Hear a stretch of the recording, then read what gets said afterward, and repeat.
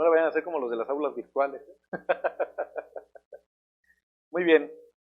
Bueno, vamos a continuar ahora con otro tema que es bastante interesante, bastante complejo a la vez, y son justamente las talasemias. Ahora, ¿qué significa el término talasemia?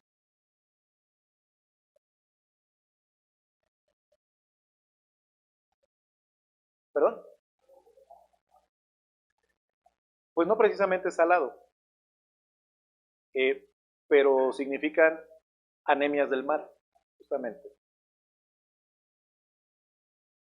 Porque talazos significa mar. ¿Pero por qué del mar? O sea, ¿qué tiene que ver las anemias con el mar? O sea, no es que les entre agua salada y te diluya la hemoglobina, no, eso no pasa, ¿no? Finalmente, se los voy a escribir aquí como,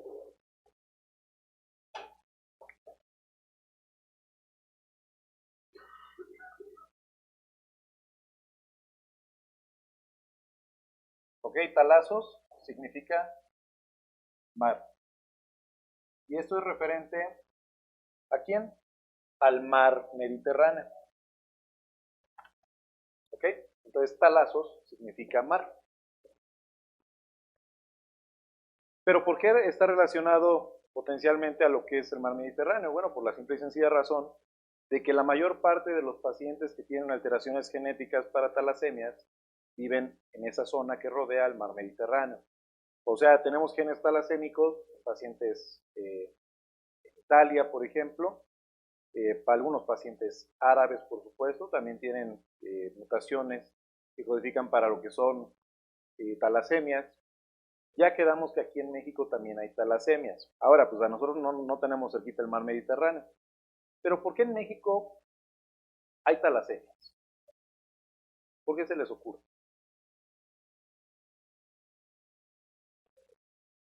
¿Sí? Son patologías hereditarias o en algunos tipos de neoplasias puede considerarse como patología adquirida también.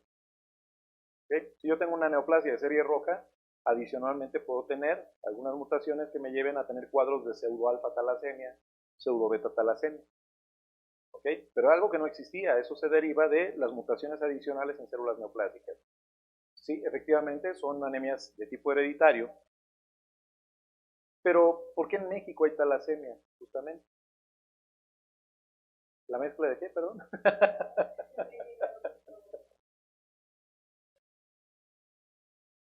Bueno, ahorita ya llegan en avión y toda la cosa, ¿no?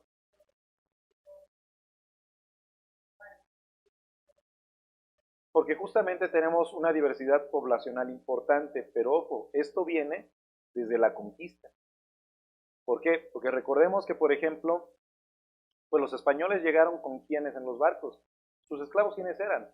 Los africanos, los negros africanos, que pues, eran principales portadores principalmente de genes para hemoglobina S y uno que otro con genes talasémicos.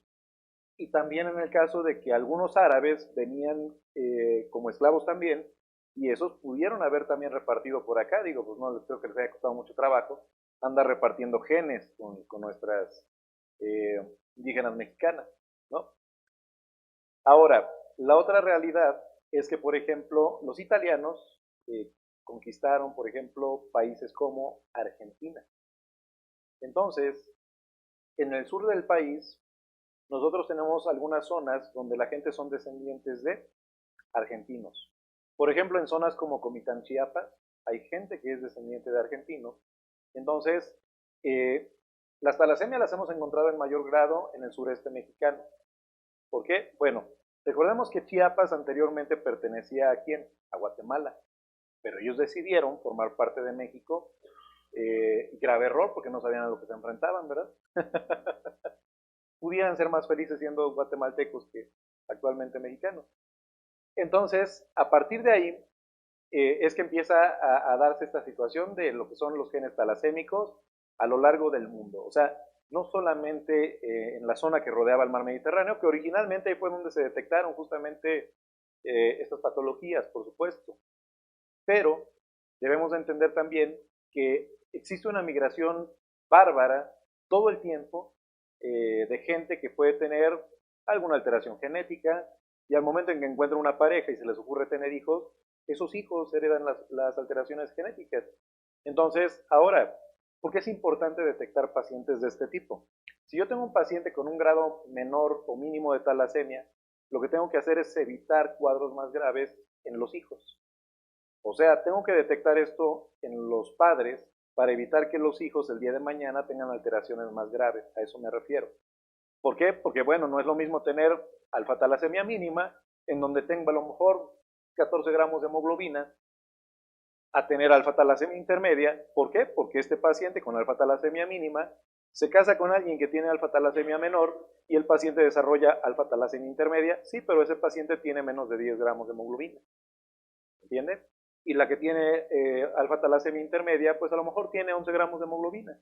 No le va a pasar absolutamente nada, a menos que les cortemos las piernas y los brazos al mismo tiempo, los hagamos como tronquitos o tamales, y pues a partir de ahí sí va a tener problemas serios. ¿Por qué? Porque va a perder tanta sangre que pues, se va a meter en problemas. Aquí la situación es esa.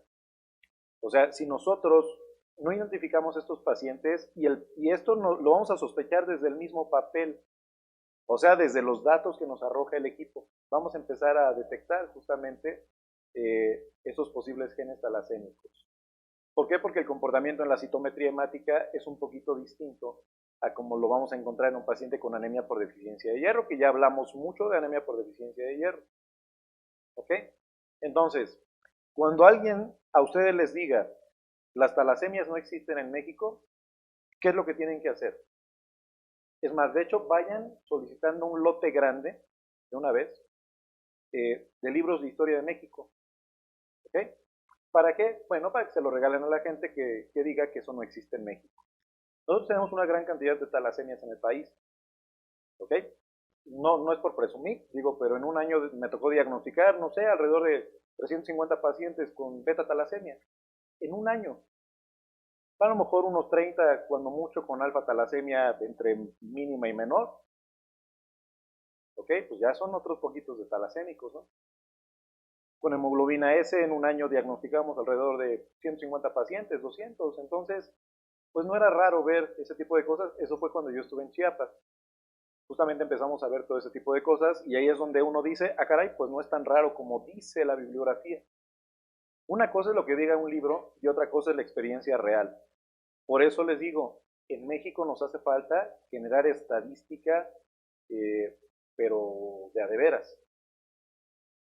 Hay gente que de repente está haciendo un trabajo y ya se inventa los resultados y ya, ahí está. Y se titula, a lo mejor de algo que estaba estudiando. ¿Ok? Necesitamos estadística real. México es un país que no genera estadística prácticamente a comparación de otros países que sí lo hacen. ¿Es necesario? Sí, porque a partir de ahí, pues obviamente nosotros vamos a tener la posibilidad de comparar la cantidad de casos que existen en realidad en México de una manera más aproximada con respecto a lo que se diagnostica en otras partes del mundo. Por eso tenemos que hacerlo. Yo bien podría pasar esta estadística: en el año fulano de tal, se diagnosticaron tantos pacientes con anemia por deficiencia de hierro, tantos pacientes con beta-talasemia, en tal grado, tal grado, tal grado, tantos con alfa-talasemia, tantos con anemia sideroblástica, tantos con hemoglobina S, tantos con esferocitosis, tanto con ese tipo de cosas. ¿Ok? Pero la verdad es que no lo hacemos, ese es el problema. Se lo digo porque yo no lo he hecho, pero no por flojera, sino porque el tiempo no me es suficiente a veces, ¿no? Entonces, muchos médicos en este país, incluyendo hematólogos, dicen, es que las talasemias no existen en México. Ah, no, aquí está un libro de historia de México, ¿no? ¿Para qué? Para que usted entienda por qué no puedo decir eso no existe en este país. Lo mismo dicen con la enfermedad de Pellier-Wett. Dicen, no, el Pellier-Wett es muy raro en el mundo y en México no existe. No, lo que pasa es que no ven las laminillas, por eso no hay Pellier-Wett. Ese es el pequeño problema. Hay pacientes que tienen 30% de bandas y neutrófilos bilobulados como un 50%. Ah, pero no hay Pellier-Wett en México. Y el paciente completamente asintomático. Por eso necesitamos ver las laminillas. ¿Ya vieron? O sea, de los poquitos datos que les di de 2 pacientes, todo lo que salió. Y en biometrías aparentemente normales. Bien pudimos haber dicho, no, ¿para qué le hacemos laminilla? ¿No? Y resulta ser que al menos evitamos que entrara en un cuadro más grave. ¿Vale? Entonces, de eso se trata justamente. Esa es la importancia que tiene un extendido sanguíneo. En tratar de pescar las cosas antes de que el paciente esté peor, porque después ya no puedes hacer nada por los pacientes. ¿Qué pasa muchas veces en las neoplasias? En las neoplasias, a lo mejor tú ves la citometría y está normal, ¿no? No, ¿para qué le vas a hacer la laminilla? No, no, no, eso es para gente ñoña, ¿no?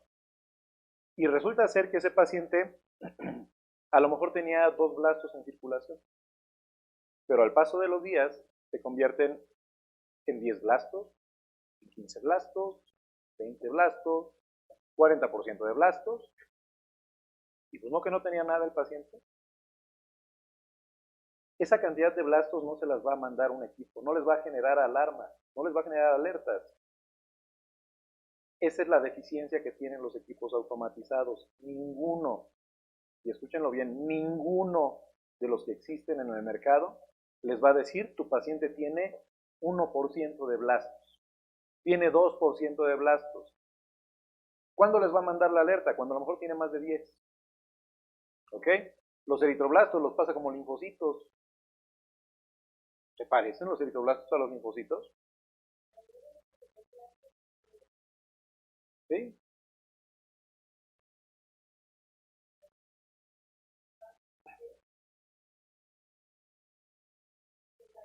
Uh-huh.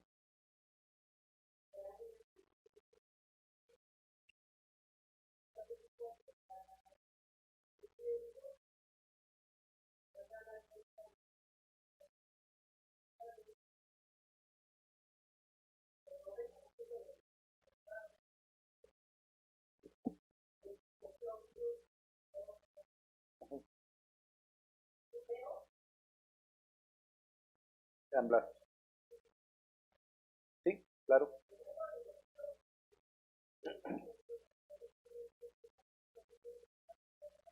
Claro, claro.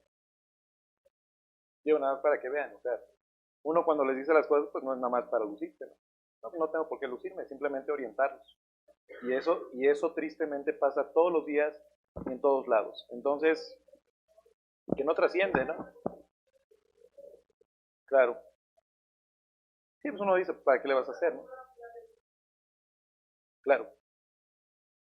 De hecho, la misma OMS dice que aunque el paciente tenga menos de 20% de blastos y tiene un defecto molecular para leucemia aguda, en automático clasificamos al paciente como leucemia aguda.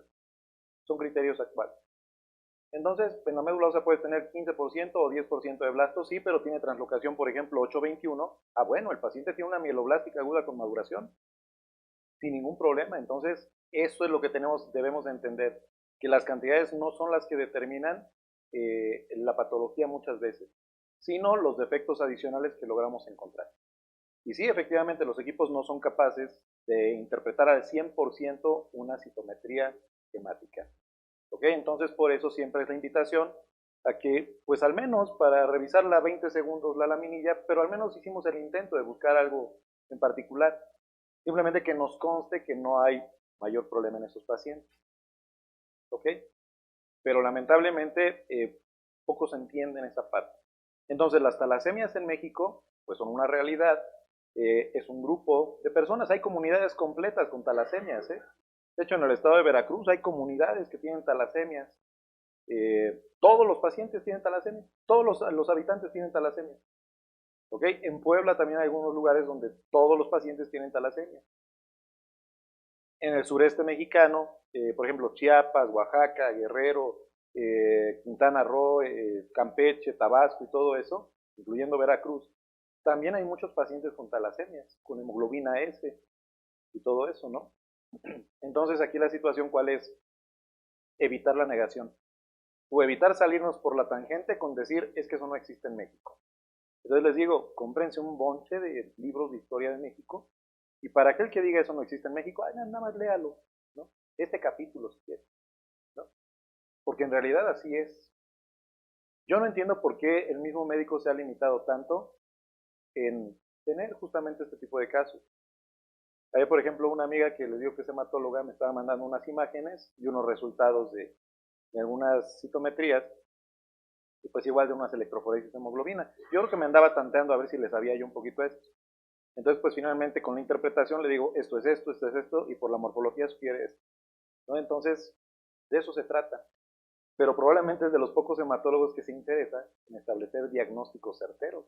La verdad es que, así como hay pocos químicos comprometidos con el laboratorio y con el paciente, así pasa en la medicina tristemente. Hay pocos médicos que están comprometidos al 100% con su paciente, o ya en un 90%, ¿no? Ya haciendo mala onda. Aquí tenemos que estar al 100. Aquí no hay medias tintas. Aquí o se hacen las cosas bien, o mejor, me dedico a vender hochos, o me dedico a vender tortas en un estadio, cervezas en un estadio. Eso me va a dejar más dinero que estar matando gente. ¿Ok? Porque en realidad nos volvemos cómplices. O sea, finalmente estamos ayudando a que la gente se muera. Ese es el problema. Entonces, el caso de las talasemias, hay muchos lugares en este país que tienen talasemias. Ahora, de repente dicen, es que en la Ciudad de México no hay talasemias. No, sí las hay. ¿Por qué? Pues porque el que nace, por ejemplo, en Tabasco no se queda en su casa toda la vida, ¿no? Ahora, si es varón y tiene oportunidad de andar repartiendo genes, pues en cualquier parte del mundo puede tener talasemia. Hay pacientes con talasemia, ¿no? Esa es la otra. O sea, a ver, por ejemplo, yo nací en Tuxpan, Veracruz. Viví en la Ciudad de México hasta el sismo del 85, me fui a Jalapa nuevamente y regresé a la Ciudad de México. Y así mucha gente. Hay gente que nace a lo mejor en Comitán, Chiapas, tiene genes talasémicos, se viene a estudiar a la Ciudad de México, como puede que se quede para toda la vida, como puede ser que se regrese a su lugar de origen. Son pocos los que cuando llegan a la Ciudad de México regresan el día de mañana a sus ciudades de origen, ¿no?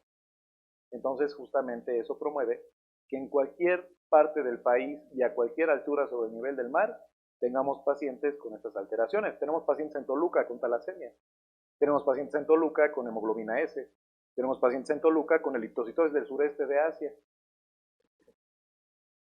que bien podríamos llamarla eliptocitosis del sureste mexicano. ¿Por qué no? Entonces, o sea, prohibido decir, no, eso no existe en el país.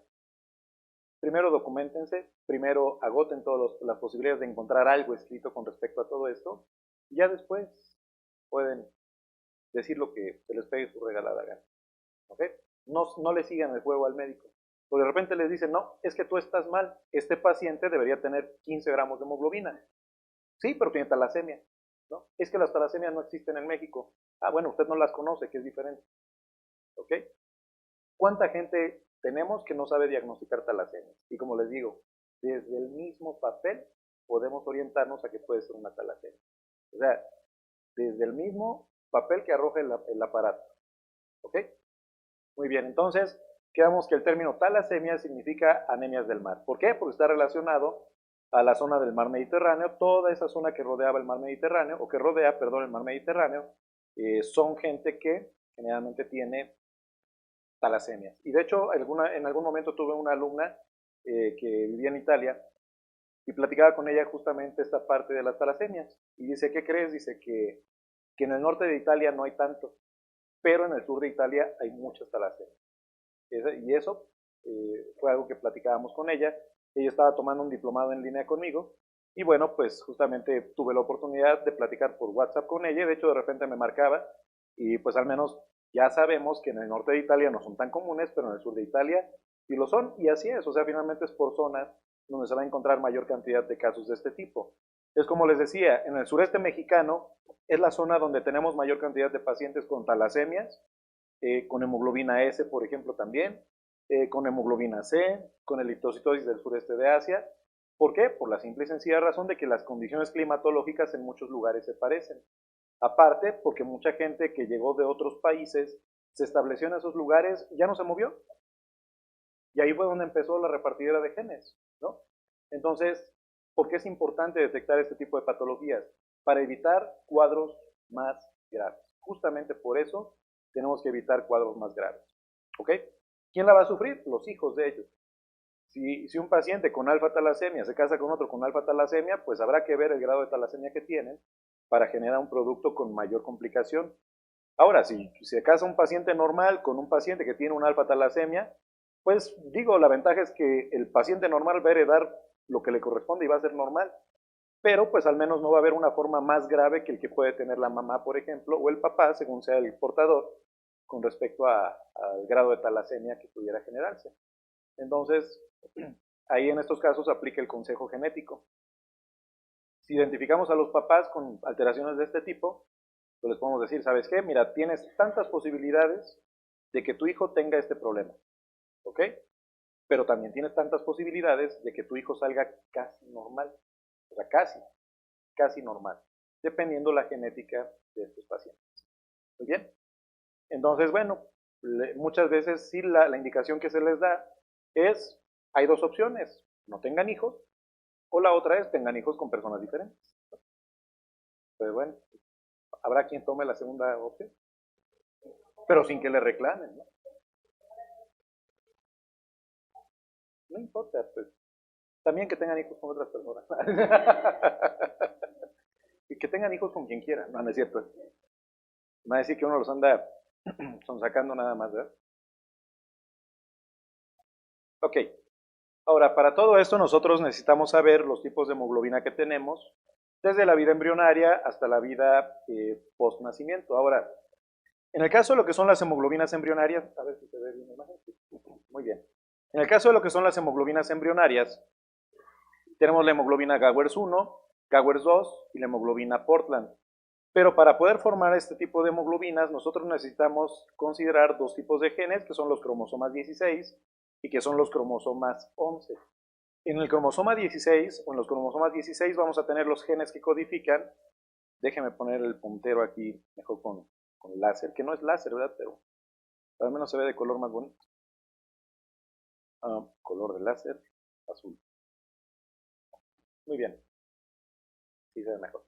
Entonces, por ejemplo, en el cromosoma 16, nosotros tenemos genes que codifican para producción de cadenas alfa-globínicas y cadenas zeta-globínicas. ¿Ok? Entonces, en el total de genes para producción de cadenas alfa-globínicas son 4 en un paciente normal. ¿Ok?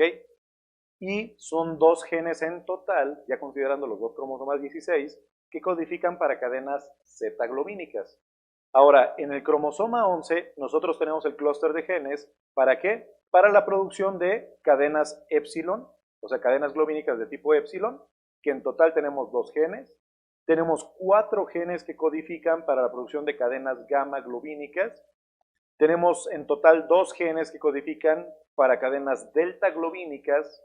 Tenemos 2 genes que codifican para cadenas beta globínicas.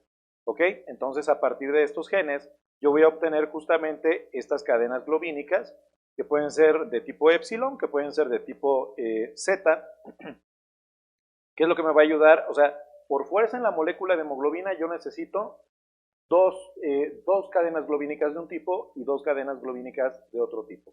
Salvo algunos casos especiales como en las alfa-talasemias, que logro tener tetrámeros de cadenas globínicas de tipo beta, pero eso lo vamos a ver más adelante. Entonces, de manera normal se pegan 2 tipos de cadenas diferentes.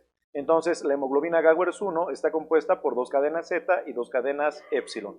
Ahora, la hemoglobina Gowers 2 está compuesta por 2 cadenas alfa y 2 cadenas épsilon. La hemoglobina Portland está compuesta por 2 cadenas Z y 2 cadenas de tipo gamma. Entonces, estas son las hemoglobinas embrionarias y que, bueno, irán disminuyendo conforme empieza a aparecer la hemoglobina fetal, más o menos al cuarto o quinto mes de la gestación, ¿ok? Que es la que va a abundar al momento de nacimiento. Tenemos, por ejemplo, que la hemoglobina A está compuesta por 2 cadenas alfa, 2 cadenas beta. Vamos a tener la hemoglobina A2, que está compuesta por 2 cadenas alfa, 2 cadenas delta, y la hemoglobina fetal, que va a constar de 2 cadenas alfa y 2 cadenas gamma. ¿Vale? Ahora, estos valores que ustedes tienen aquí abajo, de 97% de A, de 2.5% de hemoglobina A2 y menos del 1% de hemoglobina fetal, corresponde a las cifras que debe de tener un paciente que ya tiene 1 año de edad hacia adelante. O sea que un paciente que tiene 1 año y medio de edad ya debe de tener estas cantidades de hemoglobina A, A2 y fetal. Pero antes del año, de edad, este paciente lo que va a tener en mayor cantidad va a ser hemoglobina fetal. Yo les decía que al momento del nacimiento tenemos más o menos un 60-70% de hemoglobina fetal contra un poquito de hemoglobina A y hemoglobina A2. La hemoglobina A2 es poco probable que se produzca en más del 2.5%. Es poco probable. ¿Por qué? Porque finalmente si tengo mayor posibilidad de producir a lo mejor tengo 60% de hemoglobina fetal y a lo mejor tengo, ¿qué les gusta? Un 35%, 37% de hemoglobina A y el resto será de hemoglobina A2. ¿Ok?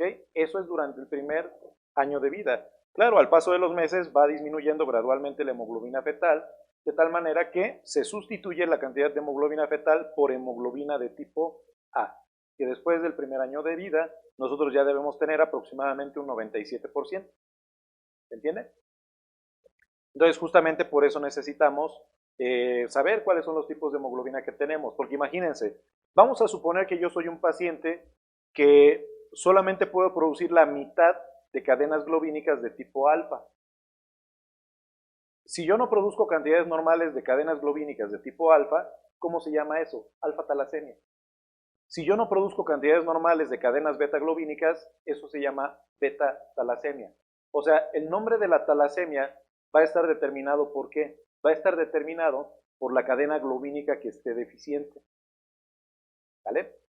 Si yo tengo, por ejemplo, en este caso, el paciente con 97% de hemoglobina A2 tiene 1% y a lo mejor tiene 2% de hemoglobina fetal, quiere decir que ese paciente está produciendo menos cadenas delta. ¿Cómo se llamará eso? Delta talasemia. Sin ningún problema. ¿Ok? No se preocupen que mañana se van a querer morir con las electroforesis. No, nada más vamos a interpretarlas para que vean cómo se comporta cada una de ellas y pues obviamente sea más claro el cómo se establece el diagnóstico de estos pacientes. No es tan complicado leer una electroforesis. Me refiero a interpretar ya las cantidades y asociarlas a algo directamente. Entonces les decía, si yo tengo un paciente, vamos a suponer que soy un paciente que solamente tengo un gen que puede producir cadenas alfa. 3 no funcionan. ¿Será que desde la etapa embrionaria empiece yo a ser anémico? Tengo 4 genes que codifican para producir cadenas alfa globínicas. Solamente me sirve uno de 4. ¿Será que desde la etapa embrionaria puedo ser un paciente anémico? Claro, porque necesito cadenas alfa para producir Gawers2. ¿Ok? Pues eso es lo que yo necesito.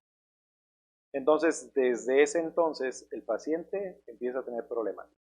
¿Qué pasaría si yo tengo un paciente que no produce nada de cadenas globínicas alfa? ¿Qué va a pasar con él? ¿Puede producir hemoglobina Gowers 1? Claro, porque no lleva cadenas alfa.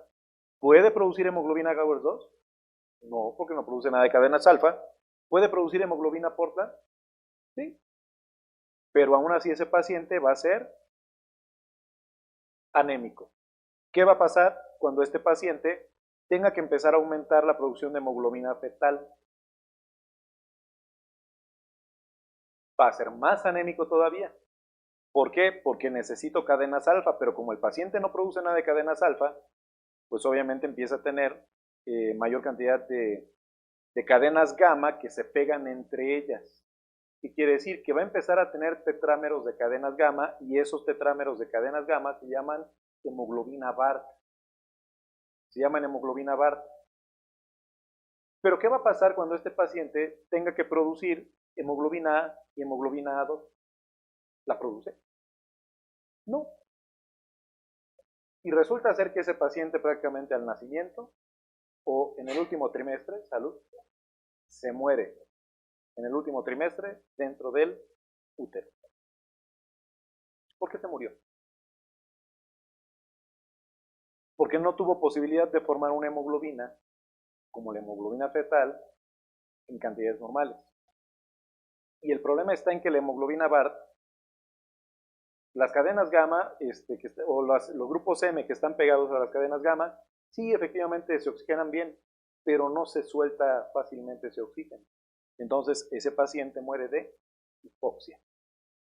¿Se entiende? Te digo, no está tan difícil como parece. Finalmente todo esto tiene cierta lógica, tiene sentido común, vaya, es lo que siempre nos hacía hincapié el doctor Carrillo. Hay que desarrollar el sentido común. Y pues sí, lamentablemente es el menos común de los sentidos. Esa es la triste realidad. Sí, claro, claro. Hay algunas, por ejemplo, en el caso de la hemoglobina lepor, está considerada como hemoglobinopatía talasémica, porque ahí lo que yo tengo son genes híbridos, o sea, delta beta. Entonces, el problema con los genes delta es que tienen un promotor lento. Entonces, lo poco que se produce de ese gen híbrido se produce en poca cantidad. O sea, se produce en poca cantidad, ¿por qué? Por la simple y sencilla razón de que tengo un promotor lento. ¿Ok? Y electroforéticamente se comporta como si fuera hemoglobina S y no es hemoglobina S. ¿Queda claro? Hay gente que de repente quiere hacer la electroforesis sin a lo mejor hacer... No es raro que un paciente con hemoglobina lepot omitan hacer la inducción a los drepanocitos. Digo, finalmente tiene codocitos en circulación en cantidad moderada. Entonces resulta que estos pacientes, o sea, dicen, tiene codocitos, seguramente tiene hemoglobina S, porque es lo que piensa todo el mundo, que a fuerza debe de tener puros codocitos para que sea hemoglobina S, ¿no? En paciente recién nacido le puedes ver un codocito, dos codocitos y resulta ser que tiene hemoglobina S. Y un paciente adulto, cualquier paciente con una hemoglobinopatía va a tener codocitos en mayor cantidad que cualquier paciente completamente normal. Por ejemplo, en el caso de la hemoglobina lepor, arroja muchos codocitos también. Entonces, si porque tiene codocitos tú le mandas a hacer la electroforesis porque piensas que puede tener hemoglobina S y no haces la inducción, te equivocas en el diagnóstico. ¿Por qué? Porque la hemoglobina lepor corre como si fuera hemoglobina S en la electroforesis. Pero claro, las cantidades son las que pudieran salvar esa equivocación. Pero ¿quién se va a percatar de esa situación? Pues obviamente el que conoce de todo esto. ¿Ok? Entonces, bueno, no está tan sencillo en algunas ocasiones. O sea, no es sencillo cuando empezamos a omitir pruebas. Ese es el problema. Si yo empiezo a omitir pruebas, olvídense que va a estar tan amigable el diagnóstico. ¿Es un problema serio que tenemos? Sí, lamentablemente sí. Y abunda todo ese tipo de situaciones donde se omiten pruebas. Entonces les decía, pues finalmente ese paciente, si no produce nada de cadenas globínicas, no puede formar fetal, no puede formar A2, no puede formar hemoglobina A. Pero ahora, si este paciente, el defecto que tiene es la producción de cadenas beta globínicas, ¿qué va a suceder? ¿Puede formar Gowers 1, Gowers 2 y Portland? Claro, porque no necesita cadenas betas para eso, cadenas beta globínicas. Pero, ¿puede formar hemoglobina A? No. Vamos a suponer que no produce nada de cadenas globínicas de tipo beta. ¿Puede formar A2? Sí, pero de una manera muy limitada. A lo mejor hasta 7% para considerarlo beta talasémico. ¿Puede formar fetal? Sí, claro. Y a lo mejor muchas veces lo que vemos en la electroforesis es 93% de hemoglobina fetal contra 7% de hemoglobina A2. Y uno dice, no, pues qué padre, las cadenas gamma están complementando lo que no se produce de beta. Sí, pero el paciente tiene 7 gramos de hemoglobina. ¿Okay? ¿Por qué? Porque nunca las cadenas gamma van a producirse en las cantidades que se producen las cadenas beta. ¿Ok? Y por mucho que incrementen su producción, no van a llevar al paciente a tener 13 gramos de hemoglobina. Eso no va a pasar. Y entonces ahí es donde más fácil se entiende las talasemias en esos pacientes. ¿Ok? Y es fácil saber si el paciente es beta 0. Por ejemplo, beta 0 se refiere a que no produce nada de cadenas globínicas de tipo beta. ¿Vale? ¿Sí se entiende más o menos? ¿Sí?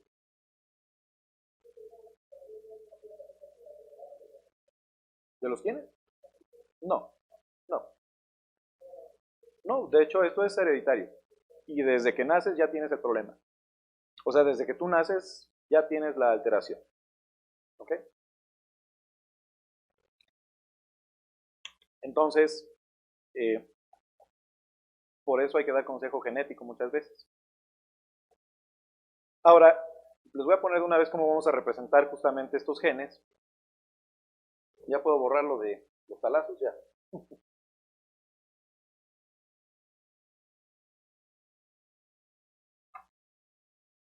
Aquí, por ejemplo, si yo represento un gen como alfa 0, significa que no produzco nada de cadenas alfa globínicas. ¿Ok? Si yo lo represento como alfa, significa que produzco 100% de cadenas alfa globínicas. Ahora, ¿por qué no es adecuado, por ejemplo, manejar esto como alfa más? Por la simple y sencilla razón de que generalmente cuando no se producen cadenas alfa globínicas es porque se pierde el gen completo. Por eso no podríamos manejarlo como alfa más, o sea, no se pierde un pedazo, se pierde el gen completo. Entonces, o es alfa 0 o es alfa. Pero dependiendo la representación que nosotros querramos dar con respecto a lo que son justamente las cadenas o los genes que estamos representando, yo tendría que representar un problema. Si yo tengo los genes normales o la cantidad de genes normales, puedo poner alfa alfa, diagonal, alfa alfa. ¿Qué quiere decir? Que este paciente, todos los genes producen cadenas alfa de manera normal. ¿Qué pasaría si tengo un paciente que en un cromosoma le falta un gen que codifique para cadenas alfa, el otro sí lo tiene y el otro es normal? Ah, bueno, entonces puedo representarlo como alfa 0, alfa, diagonal, alfa, alfa, por ejemplo. ¿Se entiende? O sea, este paciente produce el 75% aproximadamente de cadenas globínicas. ¿Vamos bien? Ok, pero ojo, porque en algunos lugares esto lo están representando como alfa más, diagonal, alfa. Yo siento que no es tan adecuado, ¿por qué? Por la simple y sencilla razón de que yo tengo que manejarlo de manera independiente. ¿Ok? Entonces, si yo le pongo alfa más, digo, ah, no, está produciendo más de 0, pero menos de 100. No, digo, obviamente son genes independientes. Esto lo podemos hacer ¿cuándo? Cuando estoy hablando de genes beta, por ejemplo. En los genes beta sí lo puedo hacer. ¿Por qué? Por la simple y sencilla razón de que esos genes beta, pues obviamente tengo uno en cada cromosoma 11, y a partir de ahí, si uno tuvo un defecto de edición, ¿qué quiere decir? Que a lo mejor solamente mantuve el 70% del gen de un lado y el otro está al 100%, entonces produzco menos de 100 y más de 0 en ese gen que está mocho. ¿Se entiende? Ahí sí lo puedo representar como alfa, como beta más, perdón, pero aquí no. Aquí yo de preferencia tengo que representarlo como alfa 0 alfa, alfa alfa. Que quede claro. ¿Qué quiere decir? Que 3 de 4 genes funcionan bien. ¿Qué pasaría si el paciente tiene en un cromosoma 16, por ejemplo, como en este caso, uno bueno y uno malo? O sea, uno produce y el otro no, y del otro lado uno produce y el otro no. Entonces eso lo tendría que representar como alfa 0 alfa, y a lo mejor alfa, alfa 0. ¿Ok? Ah, bueno, pero ya estoy por entendido que lo que produzco es 50% de cadenas globínicas de tipo alfa. ¿O no? ¿Qué pasaría si no produzco, si no tengo 3 de 4 genes? Ah, bueno, pues eso lo puedo reportar como alfa 0, diagonal, alfa 0, alfa. ¿Se entiende? O sea, eso es lo conveniente, eso es lo que tenemos que hacer para poderlo representar. Porque yo al igual pudiera poner alfa 0, alfa más. Pero cuando nosotros hablamos de alfa más, decimos que se produce más de 0, pero menos de 100. Ahora, aquí no solamente es un gen. Por eso yo les recomiendo que mejor lo representemos de esta manera. Claro, aquí lo que produce es 25% aproximadamente. ¿Vale?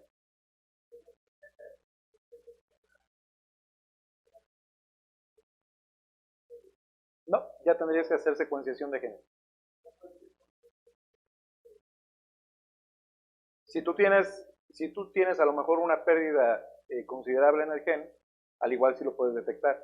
Pero hay veces que son imperceptibles, porque acuérdense que cuando nosotros vemos los cromosomas, al igual, pues muchas veces no te das cuenta que en realidad el cromosoma es ligeramente más pequeño. Entonces por eso ya se considera la secuenciación de los genes directamente. ¿Ok? ¿Por qué? Porque al igual si ves que no empieza, o sea que no hay manera de identificarlo, pues quiere decir que no existe. ¿Vale? ¿Vamos bien? Entonces les decía, aquí por ejemplo, con respecto a los genes alfa, o no producen nada o producen el 100% de lo que les corresponde. Vamos con los beta. ¿Puedo borrar?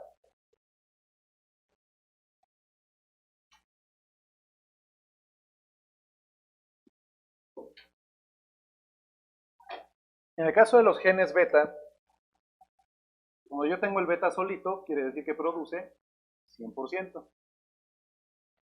Si yo tengo beta más, significa que produce entre 1 y 99%.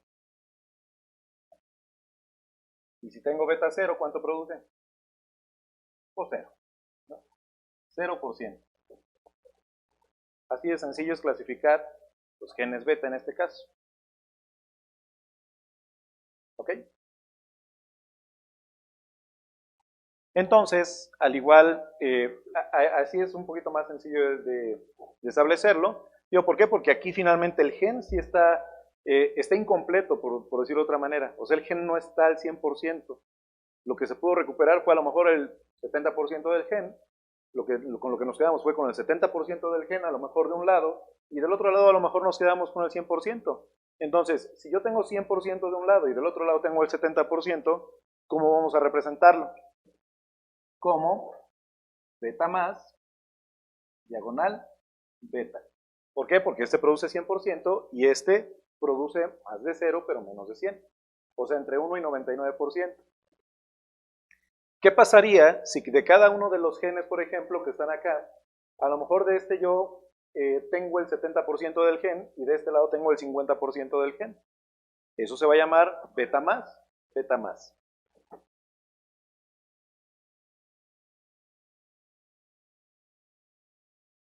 ¿Ok? ¿Vamos bien hasta ahí?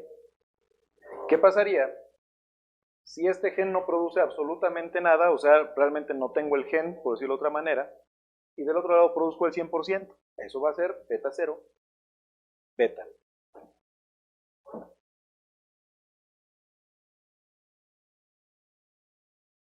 ¿Ok?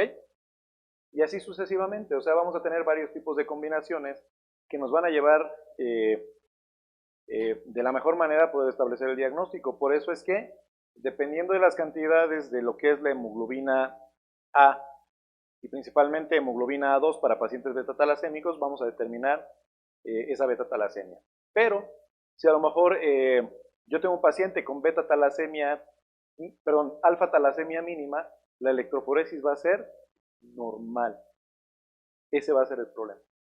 O sea, en la electroforesis yo no puedo detectar que el paciente tiene alfa-talasemia mínima.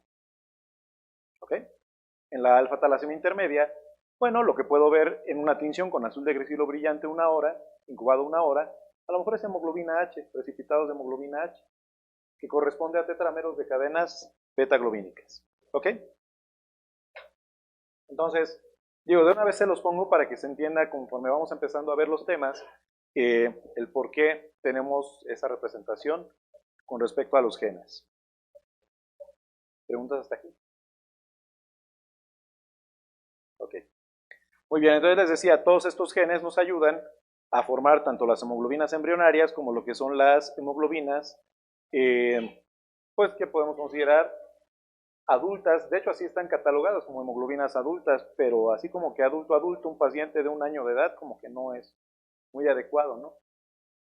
Es como decir linfocito maduro y en realidad lo que ves es un linfocito pequeño, cromatina gruesa y citoplasma basófilo.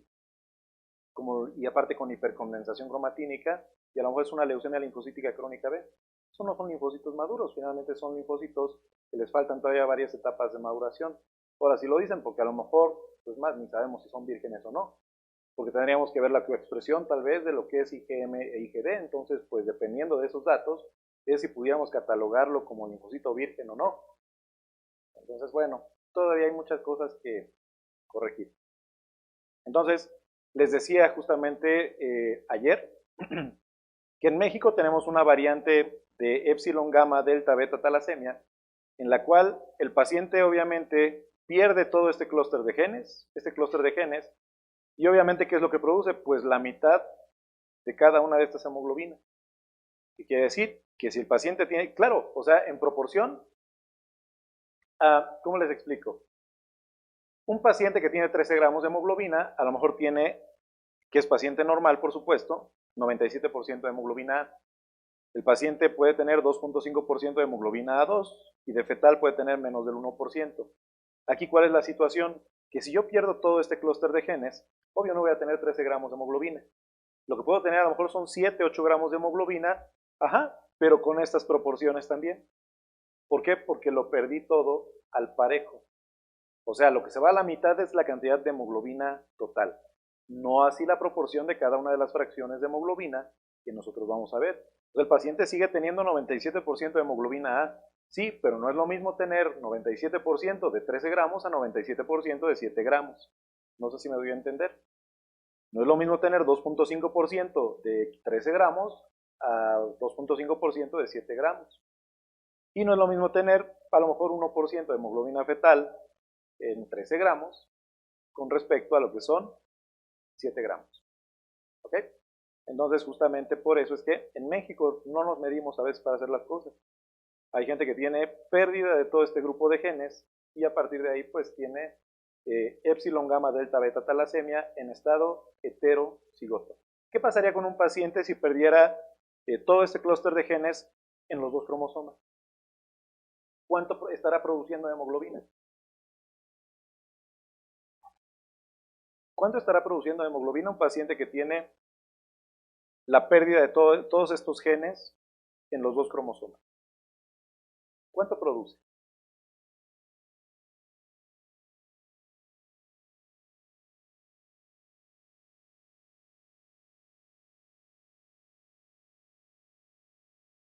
Pues no puede producir nada. ¿Puede producir hemoglobinas embrionarias? Obvio que no, porque no tiene genes epsilon, no tiene gamma. ¿Será posible que rápidamente el chamaco? Claro, es lógico que se va a perder ese paciente. ¿Ok? Entonces, a lo mejor tengo un paciente que tiene beta-talasemia. Ustedes dirán, bueno, a lo mejor es una beta-talasemia menor, el paciente tiene 11 gramos de hemoglobina, sin ningún problema. Sí, pero ya sea el papá o la mamá tiene epsilon gamma delta beta talasemia y siempre está con sus 8 gramos de hemoglobina ese paciente. Siempre está a base de transfusiones. ¿Qué pasaría? O sea, ese paciente, aparte de tener epsilon gamma delta beta talasemia, va a tener adicionalmente beta talasemia en potencia. O sea, no va a producir hemoglobina. ¿Por qué? Pues porque no tendría ninguno de los genes que codifica para beta talasemia. Pensando que el gen sea beta 0. Ahora, si es beta más y solamente estoy produciendo el 25% de lo que le correspondería al gen, pues estoy produciendo cualquier mugre de hemoglobina A. ¿Ok? Es mínima la cantidad. Entonces, por eso hay que identificar a los papás. ¿Vale? Al igual, aquí puede haber talasémicos, si no lo saben. ¿Ok? Yo sé que puede haber talasémicos. Pero no se preocupen, eso no lo vean como patología, véanlo como que los hace interesantes hematológicamente hablando, ¿no? Son hematológicamente interesantes, entonces, vaya, no cualquiera, no cualquiera. Hay un chico que estuvo conmigo en el laboratorio y él es heterocigoto para hemoglobina S, ¿no? Entonces, pues cuando yo necesitaba un control positivo para correr mis electroforesis, préstame tantito de tu muestra, ¿no? Y sí, efectivamente, este niño, sí, y está dispuesto siempre a regalarme muestras. Esa es una ventaja, ¿no? El otro día me tocaba hacer módulo de tinciones, justamente, práctica de laboratorio, y pues íbamos a hacer inducción a los drepanocitos. Y yo, ¿sabes qué? Estaba pensando aquí, ¿qué crees? Necesito muestras. ¿Para cuándo, químico? No, pues para tal día. ¿Qué cree que a mí me toca ir ese fin de semana a la especialidad? Perfecto, te veo. Ya pasó a verme al laboratorio, le sacamos como 3 tubos, digo, porque también hay que guardar para el control positivo de las electroforesis. Entonces le tomamos como 3 tubos y con uno nos fuimos ahí a hacer las prácticas. Coincidió que al siguiente fin de semana me tocaba hacer práctica de laboratorio en otro lugar. Entonces ya llevaba yo la muestra, ¿no? Entonces, por eso les digo, los vuelve hematológicamente interesantes. ¿Ok? No se sientan mal, pudiera ser peor, ¿no? Yo, por ejemplo, hematológicamente no soy tan interesante porque, bueno, hasta hace algunos años yo tenía una citometría en la cual el 99.3% de mis eritrocitos eran normocíticos normocrómicos. ¿Ok? O sea, 0.7 eran pues un poquito más grandes, un poquito más chiquitos, ¿no?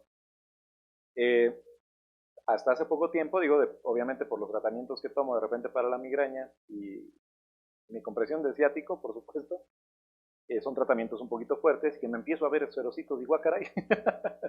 Pero bueno, pues es parte de los tratamientos, ¿no? Ya sé que deriva de eso.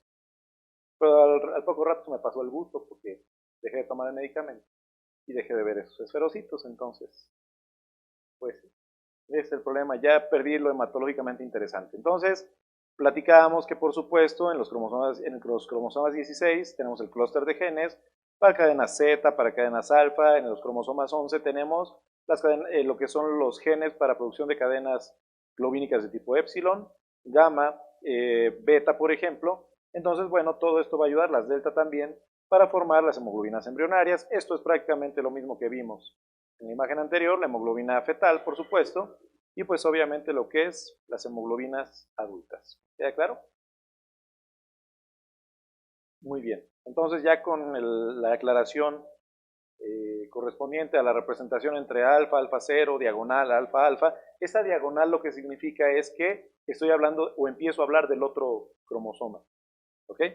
O sea, aquí por ejemplo, lo que tengo es que es beta más, diagonal beta. Quiere decir que tengo en un cromosoma un gen beta más y en el otro cromosoma un beta normal. Por eso se pone la diagonal, para que se sepa que ya estamos hablando del otro cromosoma. Entonces, si yo les pongo alfa 0 alfa, diagonal alfa alfa, bueno, quiere decir que en un cromosoma, por ejemplo, tengo un gen que no funciona y tengo otro que sí funciona. Y en el otro los dos funcionan adecuadamente. Muy bien, entonces igual, o sea, tenemos aquí las hemoglobinas normales, es prácticamente lo mismo que ya vimos, hemoglobina A 97%, hemoglobina 2 2.5%, hemoglobina fetal menos del 1% y las hemoglobinas embrionarias como Gowers 1, Gowers 2 y hemoglobina Portland que están constituidas de diferente manera. Ahora, el estudio de todo esto lo empezó este señor llamado Thomas Cooley. El doctor Thomas Cooley, perdón, ¿a dónde le regresamos? ¿A su archivo de origen? Ok, entonces, quien empezó a estudiar todo esto fue el doctor Thomas Cooley. El doctor Thomas Cooley fue de los primeros que empezaron a ver justamente a estos pacientes que tenían abombamiento craneal, que le llamaban, o cráneo en cepillo también, encías hipertróficas, miembros anchos, principalmente lo que era los huesos largos, estaban un poquito más anchos de lo normal. Entonces Thomas Cooley empezó a ver pacientes que tenían cuadros hemolíticos severos y pues obviamente empezó a notar varios cambios morfológicos, ¿ok? Una poiquilocitosis importante y etcétera, etcétera. Bueno, finalmente fue lo que empezó a describir. Ahora, aquí por ejemplo tenemos un paciente que tiene una beta talasemia menor. Este paciente con beta talasemia menor tiene 5.790.000 eritrocitos, tiene 32 años de edad, es mujer, bueno, en ese entonces tenía esos datos, 32 años de edad, mujer, 530 metros sobre el nivel del mar, el lugar donde vivía, la Gutiérrez, Chiapas, 5.790.000 eritrocitos, 12.1 gramos de hemoglobina, volumen globular medio de 68 femtolitros, hemoglobina globular media de 20.8 picogramos, concentración media de hemoglobina globular de 30.6 gramos por decilitro. Ahora, ¿cuánto quedamos que es el volumen globular medio normal?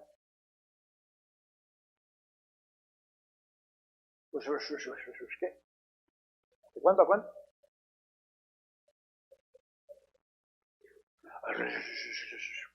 No, así hasta yo contesto, ¿no?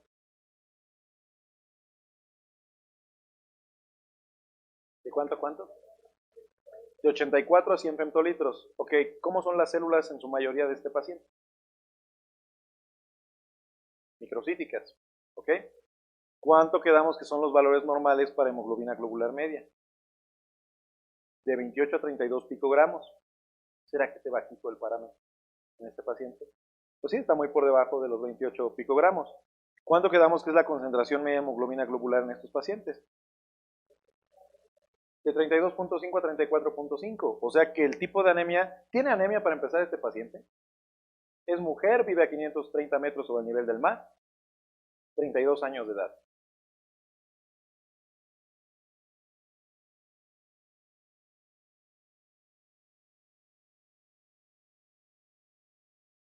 preguntas capciosas que de repente se nos ocurren, ¿verdad? Considerando que el límite mínimo normal es 12 gramos por decilitro de hemoglobina. ¿Tiene anemia o no tiene anemia? Si solamente me voy por la cantidad de hemoglobina total, pues no tendría anemia. Pero ¿cuánto es la cantidad normal de eritrocitos? ¿De cuánto a cuánto quedamos?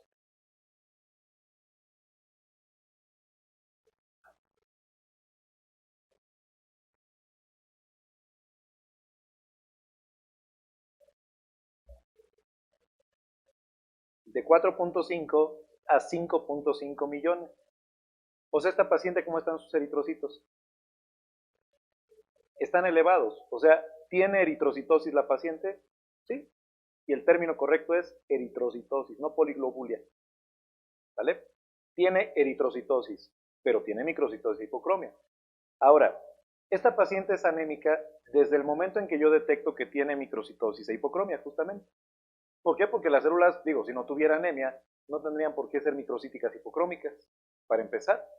Entonces, en automático, ¿yo puedo tener 12.1 gramos por decilitro de hemoglobina? Sí, pero que no puedo, lo que no debo de hacer es omitir la eritrocitosis que tiene. ¿Por qué tiene hemoglobina todavía dentro de lo normal, límite bajo? Porque tengo más eritrocitos de lo normal. Pero todos esos eritrocitos que se están produciendo son chiquitos y con poca hemoglobina. Por eso es que se compensa relativamente la cantidad total de hemoglobina. ¿Vale? O sea, tengo un montón de eritrocitos que son chiquitos e hipocrómicos y eso es suficiente, esta cantidad de eritrocitos, para llevarme a tener 12.1 gramos por decilitro de hemoglobina. ¿Me entienden? Entonces aquí, pues obviamente la paciente, si nos vamos solo por la hemoglobina, pero es que no tiene anemia. No, si tiene anemia porque tiene microcitosis e hipocromia. Así tuviera 13 gramos de hemoglobina con 6 millones de eritrocitos, se considera anémica. ¿Por qué? Porque tendría microcitosis e hipocromia. Cuando yo tengo microcitosis e hipocromia, lo que estoy dando a entender es que tengo un defecto de producción de hemoglobina. Y cuando yo tengo un problema para producir hemoglobina, en automático soy anémico. No importa la cantidad de hemoglobina total, porque aquí finalmente lo estoy tratando de compensar con la cantidad, con mayor cantidad de eritrocitos. No sé si se entiende esta parte. Es como aquel paciente que les decía que tiene leucemia aguda, pero tiene menos del 20% de blastos. Sí, pero el defecto molecular indica que el paciente tiene una leucemia aguda. Se acabó. Así más o menos. ¿Ok? Entonces, tiene RDW de 16.1%, que finalmente es una anisocitosis leve. ¿De cuánto a cuánto quedamos que era anisocitosis leve? ¿De qué porcentaje a qué porcentaje? Y eso lo vimos la clase pasada, si no mal recuerdo. ¿De 15 a 18? No. De 14 a 17% se considera anisocitosis leve. ¿Vale? De 17 a 20% se considera anisocitosis en grado moderado. Y de 20 en adelante se considera anisocitosis marcada. ¿Vale? ¿Salud? Hijo, son alérgicos aquí a uno. Y eso que no hay plantas, sino el puro polen. ¿Ok? Entonces, esta paciente pues tiene ¿qué grado de anisocitosis? Leve. Tiene grado de anisocitosis leve porque tiene 16.1% de RDW. Pero ahora, aquí hay un parámetro que me indica IDHB. ¿Qué significa IDHB? Índice de distribución de hemoglobina. Y lo está marcando como elevado. Más o menos por arriba de 3 ya se considera elevado y se mide en gramos por decilitro. ¿Este qué parámetro me estará indicando? ¿O qué me estará dando a entender el aumento en ese parámetro? Si yo sé que el índice de distribución de los eritrocitos, o el IDH, o IDE, o ADE, o RDW, me está indicando que hay variación en el tamaño de los eritrocitos, o sea, hay anisocitosis, ¿qué me estará indicando este parámetro? Directamente. Ah, bueno, que hay variación en la concentración de hemoglobina en las células. O sea, ¿qué es lo que tengo? Anisocromia. ¿Ok? Pues el paciente tiene anisocromia, por eso se eleva un poquito lo que es el IDHB. No todos los equipos lo dan, digo, quien tenga la fortuna de tener un equipo de estos, pues qué bueno, sáquenle jugo a ese equipo. Pero aún así tienen que hacer las laminillas. Por muy bueno que sea, tienen que hacer las laminillas. O sea que si el equipo cuesta 20,000 pesos, 10,000 pesos ahí sacado de lo que es el Monte de Piedad, o a lo mejor el equipo sale en 2 millones de pesos, les va a hacer exactamente lo mismo que el que le salió, que compraron en el Monte de Piedad. ¿Ok? Entonces, en todos hay que revisar las laminillas. No se emocionen porque ya les compraron un aparatazo. Tienen que hacer las laminillas de todos modos. Si quieren, cómprense un teñidor. Eso sí los entretiene menos. Y pueden hacer cosas de más provecho que estar viendo si les soplan o no a las laminillas. Hay equipos muy buenos de tinción. Ahora, las plaquetas están en 152,000. Si ustedes recuerdan, una de las citometrías que teníamos en los pacientes con deficiencia de hierro, tenía plaquetas ligeramente aumentadas. ¿Por qué se da esta situación? Bueno, cuando yo tengo una anemia por deficiencia de hierro, por mucha eritropoyetina que yo produzca, si no hay hierro, no produzco eritrocitos, no produzco hemoglobina en cantidad normal. Entonces, el hiperestímulo, o sea, como persiste esa hipoxia en el organismo, se aumenta en mayor grado la producción de eritropoyetina, esta hormona que se va a encargar de producir o de estimular la producción de serie roja. ¿Vale? Pero si yo hiperestimulo estas células peritubulares renales o en su defecto los hepatocitos, que también producen más o menos un 10% de eritropoyetina y trombopoyetina, si yo los hiperestimulo, ¿qué va a pasar? Simultáneamente puede empezar a aumentar las cantidades de trombopoyetina. Y eso pudiera llevarme a tener mayor cantidad de plaquetas de lo normal, ¿sí? Pero ¿por qué aquí este paciente no tiene plaquetas elevadas? Por la simple y sencilla razón de que tiene deficiencia de hierro, no. Y aparte, pues no tiene una cantidad de hemoglobina baja. Y aparte tiene eritrocitosis, entonces no hay mayor problema o no hay mayor motivo por el cual este paciente tenga que producir mayor cantidad de eritropoyetina y por lo consiguiente, de manera secundaria, mayor cantidad de trombopoyetina.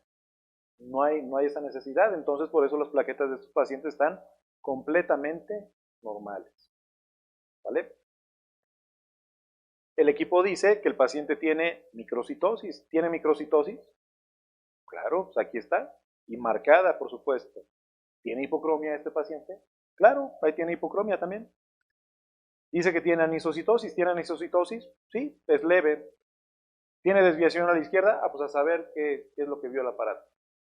Ahora, el término desviación a la izquierda, a lo que se refiere es a que veo formas inmaduras de los neutrófilos. O sea, veo células con menor complejidad nuclear. ¿Por qué? Porque una célula lobulada pues, tiene mayor complejidad, por supuesto, al momento de la lectura, la interpretación. Pero una célula, o cuando nos indica el equipo desviación a la izquierda, ¿cuál es el problema? Que yo puedo tener a lo mejor bandas, a lo mejor puedo tener metamielocitos neutrófilos, pero a lo mejor puedo también tener mielocitos y puedo empezar a tener promielocitos y a lo mejor hasta blastos. ¿Qué tengo que hacer? Una, dejar de utilizar el término desviación a la izquierda. ¿Por qué? Porque no es adecuado. ¿Vale? ¿Por qué no es adecuado? Porque mejor describo lo que observo o lo que hay en esa muestra. No es lo mismo decir, el paciente tiene un 1% de blastos en circulación, tiene 2% o 3% de promielocitos, tiene 10% de mielocitos, 15% de metamielocitos, como 30% de bandas y como otros 15% de segmentados. ¿Eso tiene sentido? Claro. Claro que tiene sentido. Porque no todo se traduce a bandas, no todo se traduce a metamielocitos. Entonces ahí lo que importa más es la descripción morfológica. O sea, ¿qué es lo que yo estoy encontrando en ese paciente en ese momento? Eso es lo que vale más. Entonces, procuren no utilizar el término desviación a la izquierda. Mejor tómense o hagan su trabajo como deben de hacerlo, tómense la libertad de hacer el trabajo como se debe y buscar qué demonios es lo que los aparatos dicen que es desviación a la izquierda. ¿Ok? Eso es lo que tenemos que hacer. No obviar de que, seguramente son bandas. No, seguramente son bandas y a lo mejor puede haber otras cosas más graves, ¿no? Un paciente con un proceso reactivo, o al menos en un proceso infeccioso, por ejemplo, no le van a ver mieloblastos en circulación, ¿eh? No van a ver mieloblastos en circulación. ¿Cuándo van a ver mieloblastos? Cuando se trate seguramente de una neoplasia. Porque aparte de todo, estos blastos pudieran tener menos moléculas de adhesión de lo normal O a lo mejor no tienen moléculas de adhesión y por eso los vemos tan tranquilamente en sangre periférica. ¿Ok? Entonces, procuren no utilizar desviación a la izquierda ni reacción leucemoide. ¿Por qué? Porque cuando tú reportas reacción leucemoide, ¿qué es lo que entiende el paciente? Que tiene leucemia. ¿Qué es lo que entienden muchos médicos? Que el paciente tiene leucemia. Cuando en realidad, pues a lo mejor ese paciente tenía nada más una linfocitosis secundaria a Epstein-Barr, por ejemplo. Entonces, tengan cuidado con esos términos. No son adecuados y corremos el riesgo de que el día de mañana nos acalambren. ¿Por qué? Porque reportamos cosas que, ¿no? Es que él me dijo que yo tenía leucemia. Él ahí decía que tenía yo leucemia. Eso es lo que van a entender, por supuesto. ¿El médico creen que los va a respaldar a ustedes? Olvídenlo. Eso no existe. Es más fácil que la gente del laboratorio respalde a un médico a que el médico respalde a la gente del laboratorio. ¿Qué es lo que dicen siempre? Eso seguramente fue un laboratoriazo. ¿No? Es que el laboratorio se equivocó. Ay, sí, tienes razón, me equivoqué. No tienen por qué aceptar algo que no pasó. ¿Okay? No tienen por qué aceptar que se equivocan cuando no se equivocan. Defiendan su trabajo siempre y cuando sea defendible, por favor. Porque si no, ni bajando todos los santos del cielo y juntando todos los de las iglesias hasta los San Juditas les va a ayudar, ¿eh? Con su respectiva mona en la mano, ¿no? Entonces, tengan cuidado, o sea, hay términos que no debemos utilizar en la actualidad. Desviación a la izquierda simplemente dice que hay menor complejidad nuclear. Sí, hay menor complejidad nuclear, pero tengo que asomarme con mayor razón a ver qué es eso que está generando menor complejidad nuclear. Por eso tengo que revisar los extendidos. ¿Queda claro? Muy bien. Pues lo dejamos aquí y mañana le seguimos, ¿sí?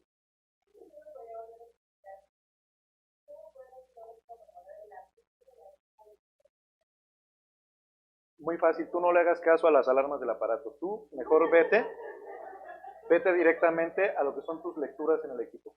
O sea, es más, muchas veces tienes que dejar de hacerle caso a las mismas L's y a las H's. ¿Por qué? Porque va a depender de los parámetros que tú tengas establecidos para tu laboratorio y a partir de ahí va a ser más fácil estudiarlo. O sea, el aparato te va a mandar un montón de mugres, eso es un hecho, pero el aparato no sabe morfología, el aparato supone. ¿Ok?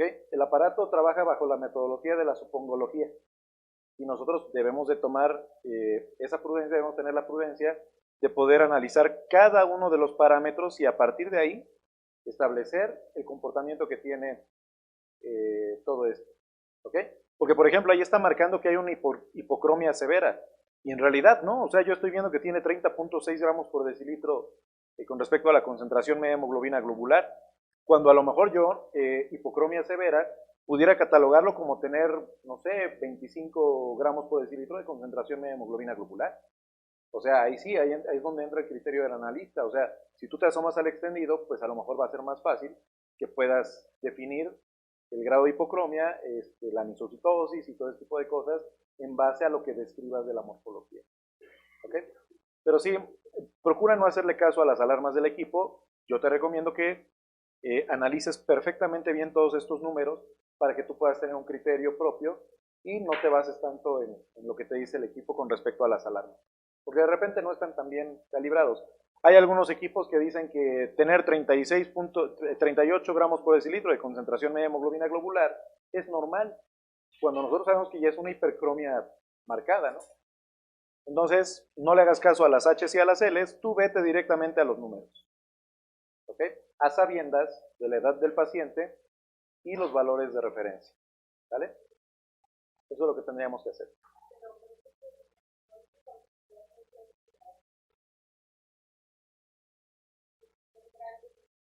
Si son más grandes, si son más chicas las células, si son de tamaño normal, pero acuérdate que son promedios.